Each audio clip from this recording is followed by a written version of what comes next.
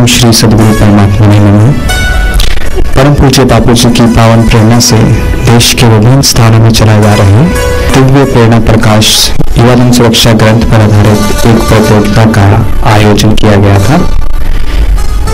इसके प्रथम चरण में लिखित परीक्षा का आयोजन हुआ और द्वितीय और अंतिम चरण में गत 2 दिनों में अहमदाबाद के गुरुकुल परिसर में लिखित तथा वक्तृत्व स्पर्धा का आयोजन हुआ। इस वक्तृत्व स्पर्धा में जो विजेता विद्यार्थी हैं उन्होंने अपना वक्तृत्व दिया। अभी यही विजेता विद्यार्थी आपके समक्ष अपना वक्तव्य देंगे। सर्वप्रथम छिंदवाड़ा गुरुकुल से अंशुल शर्मा, इनका विषय था ब्रह्मचर्य एवं संयम का जीवन में महत्व।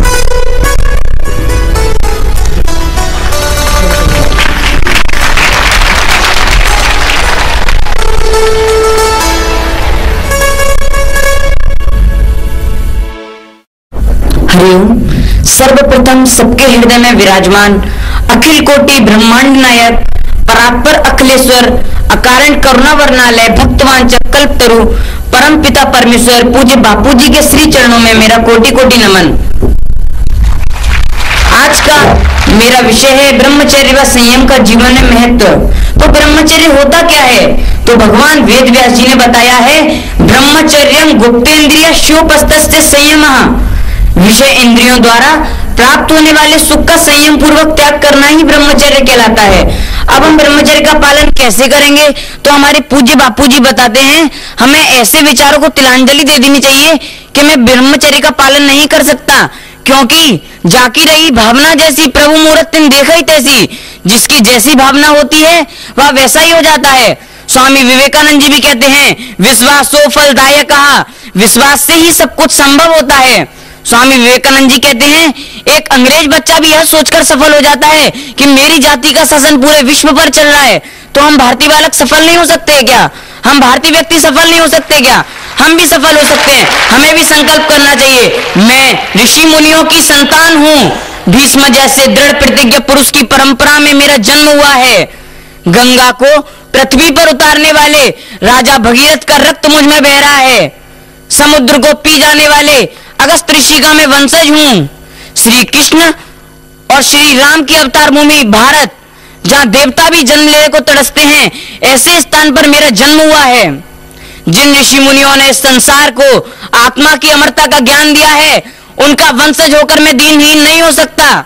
मैं अपने रक्त की निर्भरता के साथ कर रहूंगा। हरिओम माँ। इस प्रकार के विचारों से व्यक्ति में हिम्मत आती है, वह आगे बढ़ता है। और फिर तो कहते ही हैं बाधाएं कब रोक सकी हैं आगे बढ़ने वालों को, विपदाएं कब रोक सकी हैं पथ पर बढ़ने वालों को। कुछ किए बिना जय जयकार नहीं होती। हिम्मत करने वालों की कभी हार नहीं होती। हिम्मत करने वालों की कभी हार नहीं होती। उस व्यक्ति के जीवन में कितनी भी विपदाएं आ जाएं, जिस प्रकार बाहर आने पर कली खिल जाती है, बाहर आने पर कली खिल जाती है, चाहो तो राह भी मिल जाती है, चाहो तो राह भी मिल जाती है। संयम व ब्रह्मचर्य की शक्ति को कौन नहीं जानता। इसके आगे बड़ी बड़ी विपदाएं थी, चट्टान भी हार जाती हैं। बड़ी बड़ी विपदाएं चट्टान भी हार जाती हैं। वैदिक शास्त्र में कहा गया है ब्रह्मचर्य परम बल। इसका साक्षात उदाहरण हमारे पूज्य बापूजी के गुरु परम पूज्य लीलाशाह जी महाराज हैं, जो कि 93 वर्ष तक जीवित रहे। हमारा मन बहुत चंचल होता है। यदि किसी स्त्री को देखकर हमारे मन में गलत विचार हैं, हमें उस स्त्री में मां जगदम्बा के दर्शन कर उसे प्रणाम करना चाहिए। स्वामी रामकृष्ण परमहंस जी ने कहा है मातृवत परदारेषु परद्रव्येषु लोष्टवत। पराई स्त्री माता के समान तथा पराया धन मिट्टी के ढेले के समान होता है। इस वाक्य को हमारे संत महापुरुषों ने सिद्ध करके दिखा दिया है। स्वामी रामकृष्ण परमहंस जी के शिष्य स्वामी विवेकानंद जी, उनसे एक शिकागो में एक स्त्री प्रभावित हुई तथा आकर कहती है स्वामी जी मैं आपसे शादी करना चाहती हूँ। विवेकानंद जी ने कहा क्यों? तो वह स्त्री कहती है हमसे जो संतान उत्पन्न होगी वह समाज हित करेगी। स्वामी जी ने अपने गुरु रामकृष्ण परमहंस की बात को ध्यान में रखकर उस स्त्री के सामने घुटने टेक दिए तथा कहा, आज से मैं ही आपकी संतान हूँ, मैं ही समाजित करूंगा, मैं ही समाजित करूंगा। हे मेरे भारतवासी भाइयों, इतने अच्छे विचारों से नरेंद्र से विवेकानंद बन गए, लीला राम से लीला शाह तथा साईं आसुमल से साईं आसा राम बन गए, साईं आसा राम बन गए। हे मेरे भारतवासी भाइयों, पहले जो हमारा देश सोने की चिड़िया कहलाता था, उस समय भारत का एक एक भाई, एक एक बहन ब्रह्मचर्य का पालन करते थे। यदि हमें फिर से अपने देश को महान बनाना है तथा इस देश को विश्व गुरु के पद पर हासिल करना है, तो हमें ब्रह्मचर्य का पालन इसी क्षण से संकल्प लेकर करना होगा।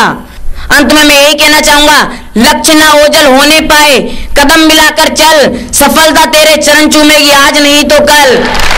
अब हमारा लक्ष्य क्या है? तो लक्ष्य है आत्मज्ञान, और किसके बल पर सफलता चरण चूमेगी? तो वह है ब्रह्मचर्य। अंत में 2 शब्द कहने की और प्रार्थना चाहूंगा, यह समय नहीं है सोने का, सोकर विषयों में गिरने का, हम स्वयं बने संयमी बनाए, जो गाफिल हैं उन्हें जगाएं, फैशन चलचित्र विलासिता तज कर संयम और सदाचार अपनाएं, बापू जी के अभिवादन संदेश को जग जग तक हम फैलाएं, जग जग तक हम फैलाएं। हरिओम।